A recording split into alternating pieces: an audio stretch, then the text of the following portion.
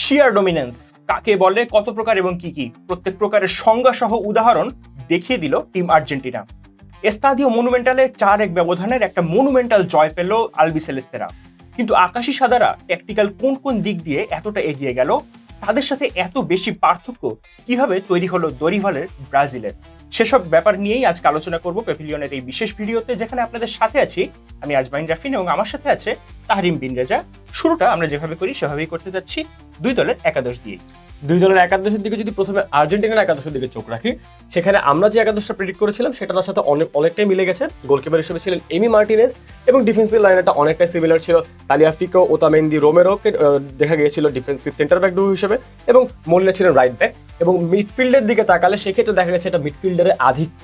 সেক্ষেত্রে দেখা গেছে ম্যাকঅ্যালিস্টার তিনি খেলেছেন বাম লেফট মিডফিল্ডার হিসেবে। পারাদেস এবং এনজোকে আপনি বলছিলেন পারাদেস কিন্তু ম্যাচের টেম্পোটা খুব ভালো কন্ট্রোল করতে পারে এবং পারাদেস এবং এনজোকে দেখা গেছে যেখানে এনজো কিন্তু অনেকটাই ফরওয়ার্ড রোলে খেলেছে, এটা প্রিভিয়াস ম্যাচের মতোই।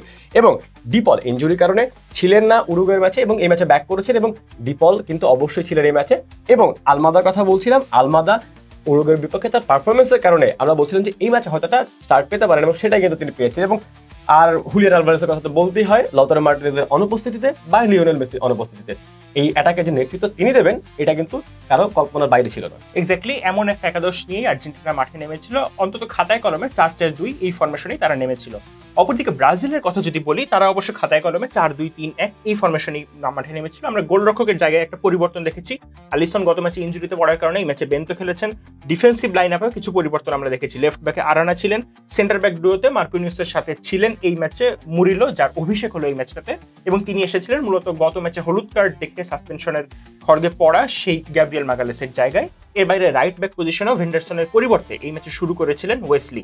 তার সামনে আমরা দুটো পরিবর্তন দেখেছি মিডফিল্ডে, জোয়েলিন্টন এবং আন্দ্রে, তারা এই ম্যাচে শুরু করতে পেরেছিলেন। আর যদি আমরা ফরওয়ার্ড লাইনের কথা বলি, ভিনিসিয়াস, রদ্রিগো, রাফিনহা এবং কুনহা এই চারজনই শুরু করেছিলেন। গত ম্যাচে জোয়াও পেদ্রোকে আমরা দেখেছিলাম, এই ম্যাচে সেই জায়গায় ম্যাথিয়াস কুনহা তিনি শুরু করেছিলেন। তবে তারা শুরু করলেও ম্যাচের শুরুটা আর্জেন্টিনা করেছিল দারুণভাবে এবং একেবারে ম্যাচের শুরুতেই দর্শকরা হয়তো তখনও মাঠে ঠিকঠাকভাবে তাদের নিজেদের আসনে বসতে পারেননি, এর মধ্যে কিন্তু আর্জেন্টিনার ম্যাচে গোল করে ফেলে। সেটাই কিন্তু দেখা গিয়েছে এক্স্যাক্টলি, কারণ হচ্ছে আর্জেন্টিনার ঘরের মাঠে এস্তাদিও মনুমেন্টালে খেলছে এতগুলো দর্শকের সামনে, সেটাই একটা প্রতিফলন দেখা গিয়েছে তাদের খেলাতেও। প্রথমে কিন্তু খুব কনফিডেন্টটা স্টার্ট করে এবং সেটা থেকেই কিন্তু একটা বড় গোল সুযোগ চলে আসে। থিয়াগো আলমাদার কথা বলছিলাম, একটা ব্যাটের বাম প্রান্ত থেকে একটা অ্যাটাক হয় যেখানে থিয়াগো আলমাদা হুলিয়ান আলভারেজের রানটাকে খুব ভালো করে ট্র্যাক করেন এবং সেখানে তাকে একটা বল দেন। এবং ক্রোয়েশিয়ার সেই ম্যাচটা, ওয়ার্ল্ড কাপের সেই ম্যাচটার কথা যদি বলতে হয়, একটা বল কত অকওয়ার্ডভাবে বাউন্স করছে সেই বলটাকে হুলিয়ান আলভারেজ কনভার্ট করছিলেন। এবং এই ক্ষেত্রে কিন্তু সেই ব্যাপারটা দেখা যায় যে হুলিয়ান আলভারেজ খুবই অকওয়ার্ডভাবে বাউন্স খাওয়া একটা বলকে তার ভিশন বা তার অভিজ্ঞতা দিয়ে কিন্তু কনভার্ট করে। এবং বেন্তো তার ইনএক্সপিরিয়েন্সের কারণে হয়তো একটু সামনে এগিয়ে চলে এসেছিলেন, কিন্তু সেক্ষেত্রে তিনি কিন্তু বলটাকে আর সেভ করতে পারেননি এবং আর্জেন্টিনা সেক্ষেত্রে ম্যাচের 4 মিনিটেই কিন্তু 1-0 গোলে এগিয়ে যায়। কিন্তু এখানেই কিন্তু তারা থেমেছিলেন না এবং ম্যাচের 12 মিনিটে কিন্তু আর্জেন্টিনা আরেকটা জবাব দেয়। সেক্ষেত্রে দেখা যায় নাহুয়েল মোলিনা, যিনি ডান প্রান্ত থেকে ম্যাচের আক্রমণ ভাগটাকে আরেকটু অগ্রসর করছিলেন, তার একটা ক্রস মোটামুটি মুরিলোর পায়ে বা শরীরে লেগে ডিফ্লেক্টেড হয়ে এনজো ফার্নান্দেজ, তিনি লেফট পোস্টে ছিলেন, তাকে খুঁজে নেয় এবং এনজো ফার্নান্দেজ সেখান থেকে বলটাকে কিন্তু কনভার্ট করতে বিন্দুমাত্র ভুল করেনি। তবে ব্রাজিল এই ক্ষেত্রে বসে থাকেনি, ব্রাজিলের কিন্তু জবাব দিয়েছিল। ম্যাথিউস কুনহাকে দেখা যায় তার গতি এবং তার ক্ষিপ্রতার কারণে হয়তো দরিভাল জুনিয়র তাকে মাঠে নামিয়েছিলেন এবং সেটার প্রতিফলন দেখা যায়। ম্যাথিউস কুনহা ক্রিস্টিয়ানো রোমেরো একটা পায়ে যখন বল ছিল তখন তাকে প্রেস করে ক্রিস্টিয়ানো রোমেরো একটা ভুলের সুযোগ নিয়ে খুব সুন্দর করে লেফট পোস্টে বলটাকে জালে ধরেন এবং এমি মার্টিনেজ এখানে কিন্তু বিন্দুমাত্র সুযোগ পাননি বলটাকে সেভ দেওয়ার এবং খেলার ফলাফল কিন্তু তখন 2-1 যায়। এবং সেখানে কি আর্জেন্টিনা থেমে যাবে? না, কিন্তু সেখানে একটা ভালো জবাব দিয়েছিলেন এবং এই জবাবের কারিগর ছিলেন ম্যাকঅ্যালিস্টার। এবং এই গোলটার পিছনে কারিগর বলতে হয় কিন্তু এনজো ফার্নান্দেজকে। এনজো ফার্নান্দেজ এই সাইড থেকে একটা বল, তিনি এই সাইড থেকে একটা বল একটা লম্বা ক্রস করেন, কিন্তু এইখানে 4 থেকে 5 জন আর্জেন্টাইন প্লেয়ার বা 3 থেকে 4 জন আর্জেন্টাইন প্লেয়ার আছেন যারা ফরওয়ার্ড রান নিয়েছিলেন এবং সেক্ষেত্রে বলটা কিন্তু পেয়ে যান ম্যাকঅ্যালিস্টার এবং তিনি সেখান থেকে বলটাকে জালে ধরেন। আর্জেন্টিনা 3-1 গোলে এগিয়ে যায় এবং ম্যাচের পুরোটা সময় কিন্তু দেখা যাচ্ছে ব্রাজিল খুব একটা ভালো খেলতে পারেনি। ব্রাজিলের অ্যাটাক আমরা বলছিলাম, কিন্তু ব্রাজিলের অ্যাটাক হয়তো অতটাও আর্জেন্টিনার বিপক্ষে যেরকম হওয়া দরকার ছিল তেমনটা হয়নি, কিন্তু আর্জেন্টিনা কিন্তু চাপে রেখেছিল। বেন্তোকে কিন্তু দেখা গিয়েছিল কয়েকটা ভালো সেভ দিতে, আর কয়েকটা সেভ তাকে দিতে হয়েছিল।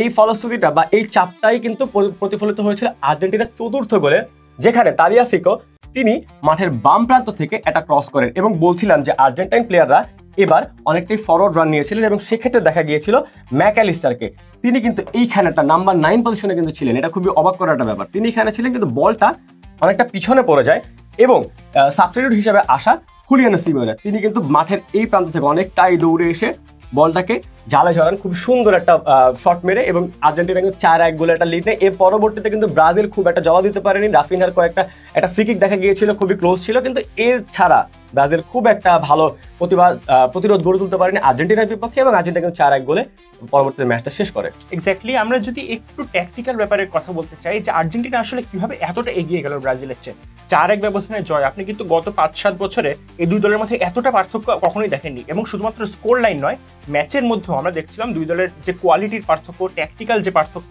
সেটা কিন্তু চোখে পড়ার মতো ছিল এবং আর্জেন্টিনা অনেক বেশি এগিয়ে ছিল, যে কারণে এশিয়ার ডমিনেন্সের কথা আমরা বলছি। প্রথম যে ব্যাপারটা এক্ষেত্রে লক্ষণীয় সেটা হচ্ছে আর্জেন্টিনা এই ম্যাচে মাঠে নেমেছিল 4 জন একদম পিওর মিডফিল্ডার নিয়ে। পারেদেস ছিলেন, এনজো ছিলেন, ম্যাকঅ্যালিস্টার ছিলেন এবং অবশ্যই ডিপল ছিলেন। এবং এই 4 জন মিডফিল্ডার নামানোর কারণে যে ঘটনাটা ঘটে, আমরা যদি একটু ট্যাকটিক্যাল বোর্ডে জিনিসটা দেখতে চাই, সেক্ষেত্রে পারেদেস একটু নিচে থেকেই তিনি অপারেট করছিলেন। আমরা তাগলিয়াফিকোকে দেখছি এপাশে, এনজো ফার্নান্দেস এই 4 জনের মধ্যে একটু সামনে তিনিই ছিলেন। ডিপলকে আমরা মাঝে মধ্যেই দেখেছি এই ডান দিকে তিনি অপারেট করছিলেন। অপরদিকে আমরা যদি আরেকজন মিডফিল্ডারের কথা বলি, অ্যালেক্সিস ম্যাকঅ্যালিস্টারকে দেখেছি মূলত বাম দিকে, কিন্তু এই ডান বা বাম মানে কিন্তু এমন না যে উইঙ্গাররা যতটা টাচ লাইনের কাছে থাকেন ততটা কাছে কিন্তু আবার ছিলেন না, তারা মূলত মাঠের এই মাঝামাঝি অংশতেই অপারেটটা করছিলেন। এবং এক্ষেত্রে লক্ষণীয় ব্যাপার যেটা, এনজো ফার্নান্দেস, পারেদেস, ম্যাকঅ্যালিস্টার তারা প্রত্যেকে কিন্তু খুবই ভার্সেটাইল মিডফিল্ডার। তারা যেমন ডিফেন্সিভলি খুব ভালো, তারা কিন্তু অ্যাটাকেও তারা কন্ট্রিবিউটটা করতে পারেন। এই কারণে যে ঘটনাটা ঘটছিল, তারা নিজেদের মধ্যে জায়গা বারবার চেঞ্জ করছিলেন, তারাই কিন্তু এবং ফরওয়ার্ড রানও নিচ্ছিলেন। এবং থিয়াগো আলমাদা যিনি ফরওয়ার্ড হিসেবে খেলেন, তিনিও কিন্তু অ্যাটাকিং মিডফিল্ডার মূলত, এবং তিনিও কিন্তু মিডফিল্ডে নেমে আসছিলেন এবং সেখানে একটা নিউমেরিক্যাল সুপিরিয়রিটি তৈরি করছিলেন। মোটামুটি 4-5 জন আর্জেন্টিনান খেলোয়াড় যখন মিডফিল্ডে অবস্থান করছিলেন, অপরদিকে আমরা ব্রাজিলের কথা যদি দেখি, সেখানে মাত্র 2 জনকে আমরা দেখতে পাচ্ছি যারা পিওর মিডফিল্ডার। ভিনিসিয়াস, রাফিনহা বা রদ্রিগোর কথা আপনি হয়তো বলতে পারেন, কিন্তু তারা কিন্তু পিওর মিডফিল্ডার নন এবং সেইটা এই ম্যাচেও কিন্তু দেখা গেছে। এবং এই 4-5 জন আর্জেন্টাইন মিডফিল্ডার যখন এই 2 জন ব্রাজিলিয়ান মিডফিল্ডারকে এক প্রকার চেপে ধরছিলেন, নিউমেরিক্যাল সুপিরিয়রিটি ছিল এবং অফ দ্য বলে আর্জেন্টিনা খুব দ্রুত প্রেস করে বল উইন করছিল। অন দ্য বলেও টাইট স্পেসগুলোতে তারা দারুণভাবে অপারেট করছিলেন এবং যে মিডফিল্ডারদের কথা বলছিলাম প্রত্যেকেই অন দ্য বলে কিন্তু চমৎকার। এবং আর্জেন্টিনা এই ম্যাচে যেটা করেছিল, তারা এই 2 উইং দিয়ে তাদের যে আক্রমণ করার ব্যাপারটা, সেটাকে তারা মোটামুটি স্যাক্রিফাইস করেছিল এই মিড ব্লক করার জন্য। মিডফিল্ডটাকে তারা কন্ট্রোল করতে চেয়েছে এবং সেজন্য তারা প্রয়োজনে 2 উইং দিয়ে আক্রমণ করার জিনিসটা তারা স্যাক্রিফাইস করেছে। টুকটাক যে আক্রমণ আমরা দেখেছি, যেমন নাহুয়েল মলিনাকে আমরা কয়েকবার দেখেছি একটু ক্রস করতে বা সামনে উপরে আসতে, তিনি এসেছেন। তালিয়াফিকো 2-1 উঠেছেন, কিন্তু সেটাকে আসলে ম্যাচের হাইলাইট বলা যায় না। ম্যাচের হাইলাইটটা আর্জেন্টিনার ওই ডিফেন্স এবং ইনফ্যাক্ট আর্জেন্টিনার ওই মিডফিল্ডটা এবং ব্রাজিলের ওই ব্যাটেলে পরাজিত হওয়াটাই এক্ষেত্রে আসলে মূল ব্যাপারটা ছিল। এর বাইরে আরও কয়েকটা ব্যাপার, যেমন আর্জেন্টিনার মিডফিল্ডারদের যে ফরওয়ার্ড রান নেওয়ার ব্যাপারটা, আপনি চতুর্থ গোলের ক্ষেত্রে ম্যাকঅ্যালিস্টারের কথাটা বলছিলেন, যেখানে তালিয়াফিকোর ক্রস থেকে তিনি একটা ফরওয়ার্ড রান নিয়েছিলেন এবং সেটা তিনি কানেক্ট করতে পারেননি, কিন্তু হুলিয়ানো সিমিওনে তিনি এসে কানেক্ট করেছিলেন। এই যে ব্যাপারটা, এর পাশাপাশি ম্যাকঅ্যালিস্টার এর আগে যখন তৃতীয় গোলটা হলো আর্জেন্টিনার, সেক্ষেত্রেও কিন্তু তিনি একটা ফরওয়ার্ড রান নিয়েছিলেন চমৎকারভাবে। সেকেন্ড গোলে এনজো ফার্নান্দেসকে আমরা দেখেছিলাম মাঠের এই অংশটাতে অবস্থান করতে, যেটা তিনি ডিফেন্ডারদের মার্কিংটা এড়িয়ে সামনে এগিয়ে যায়, তিনি চমৎকার ফিনিশিং করেছিলেন ফার পোস্টে। প্রথম গোলের ক্ষেত্রে আমরা এরকম একটা ব্যাপার দেখেছিলাম, যেখানে থিয়াগো আলমাদা চমৎকারভাবে একটা পাস দিয়েছিলেন এবং ডিফেন্ডারদের মার্কিং এড়িয়ে আলভারেজ সেক্ষেত্রে অবশ্য এগিয়ে গিয়েছিলেন। তো এই ব্যাপারটা আর্জেন্টিনার এই খেলোয়াড়দের যে বারবার নিজেদের মতো পজিশন চেঞ্জ করাটা এবং এর সাথে ফরওয়ার্ড রান নেওয়াটা, বক্স ওভারলোড করাটা, সেটার কোনো উত্তর ছিল না ব্রাজিলের কাছে। এবং কোয়ালিটির কথা যদি বলি, আর্জেন্টিনার এই দলের কোয়ালিটিটা ব্রাজিলের কোয়ালিটির চেয়ে আসলে অনেকটাই ভালো ছিল। এবার একটু ব্রাজিলের দিকে আমরা আসি, তারা আসলে ম্যাচটা হারলো কোথায়। প্রথম কথা হচ্ছে যে রাফিনহার একটা বক্তব্য আমরা জানি, ম্যাচের আগে তিনি যে বক্তব্যটা দিয়েছিলেন সেটা আর্জেন্টিনাকে অনেকটা তাতিয়ে দিয়েছিল, এটা সত্য কথা, এবং সেটা আর্জেন্টিনার সাপোর্টাররাও বা আর্জেন্টিনার খেলোয়াড়রাও সেটা আসলে মেনে নেবেন। সেটা হয়তো একজন খেলোয়াড়ের কাছ থেকে একটা বিশ্ব চ্যাম্পিয়ন দলের বিপক্ষে মাঠে নামার আগে এমনটা না হলেও হয়তো হতে পারতো, বা সেটা হতেও পারে যদি আপনি আপনার দলকে মোটিভেট করতে চান।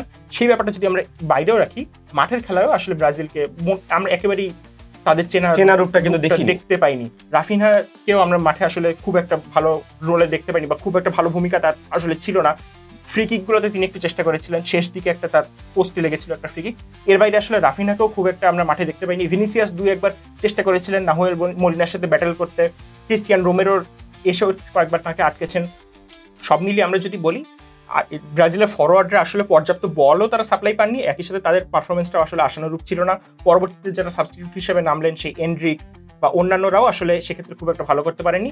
মিডফিল্ডের কথা যদি বলি, ব্রাজিলের কোয়ালিটি আসলে এক্ষেত্রে আর্জেন্টিনার চেয়ে অনেকটাই পিছিয়ে ছিল। আর্জেন্টিনার 4 জন ওয়ার্ল্ড ক্লাস মিডফিল্ডারের সামনে ব্রাজিল আসলে এই ম্যাচে অসহায়ই ছিল।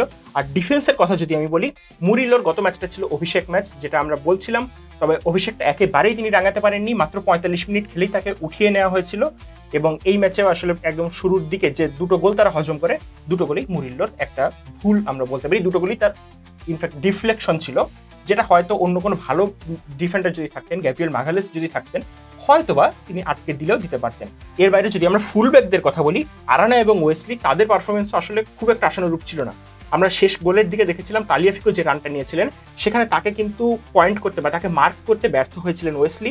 তালিয়াফিকো এর আগে একটা হেডার নিয়েছিলেন, যে শটটা একটুর জন্য পোস্টের উপর দিয়ে চলে যায়, সেখানেও তিনি ছিলেন পুরোপুরি আনমার্কড। আপনি কিভাবে আপনার ফুলব্যাক, অপোনেন্টের ফুলব্যাককে এতটা আনমার্কড অবস্থায় রেখে দেন, সেটা আসলে কোনোভাবেই গ্রহণযোগ্য না। অবশ্যই সেক্ষেত্রে কিছু কথা বলতে হয়, ফুলব্যাকদের দায়িত্ব নিয়ে কিছুটা কথা বলতে। তাদের কিন্তু শুধুমাত্র দায়িত্ব অ্যাটাকটা করা না, তাদের প্রতিপক্ষের ফুলব্যাকটা যখন এই স্পেসটাতে অকুপাই করবেন, তখন এই ফুলব্যাকদের দায়িত্ব হচ্ছে তাদের কাছে কোনো পাস আসা এবং তাদের থেকে কোনো ক্রস, এই দুটো জিনিস কিন্তু তাদেরকে মেনটেন করে চলতে হয়।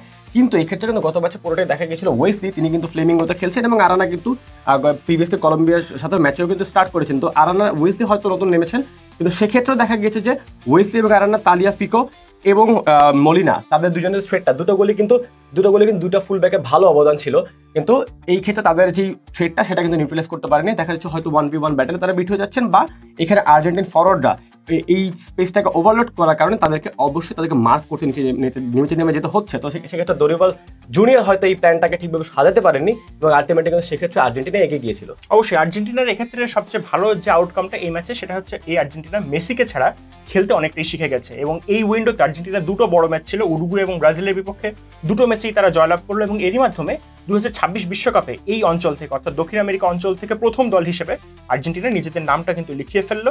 অপরদিকে ব্রাজিলের অবস্থাটা আরও একটু হয়তো খারাপ হলো, দরিবাল জুনিয়রের ভবিষ্যৎটা হয়তো আরেকটু শঙ্কার মুখেই পড়লো, কেননা আর্জেন্টিনার মতো দলের কাছে, চিরপ্রতিদ্বন্দ্বীদের কাছে আপনি যখন 4-1 ব্যবধানে পরাজিত হবেন এবং সেটাকে খেলাটা দেখলে মনে হবে যে একেবারে পিওর হিউমিলিয়েশন যেটা বলে, সেটার কাছাকাছি আসলে তারা একটা ব্যাপারের শিকার হয়েছে। তো এরপরে আসলে দরিবালের কতটা তার ট্যাকটিক্স কার্যকর হবে বা তার ভবিষ্যৎটা কি হবে, সেটা আসলেই একটা প্রশ্নের মুখে পড়তে পারে। তো এই ছিল মোটামুটি আর্জেন্টিনা এবং ব্রাজিলের ম্যাচটা নিয়ে আমাদের আলোচনা। এর বাইরে কোনো কিছু যদি আমরা মিস করে থাকি বা আপনি কিছু অ্যাড করতে চান, সেটা আপনি জানাতে পারেন আমাদের কমেন্ট বক্সে। ইউরোপীয় ফুটবল বা আন্তর্জাতিক ফুটবলের যে কোনো আপডেট পেতে ফলো করতে পারেন প্যাভিলিয়নের ফেসবুক পেজ এবং ইউটিউব চ্যানেল। প্যাভিলিয়নের সাথে থাকার জন্য আপনাকে অনেক অনেক ধন্যবাদ।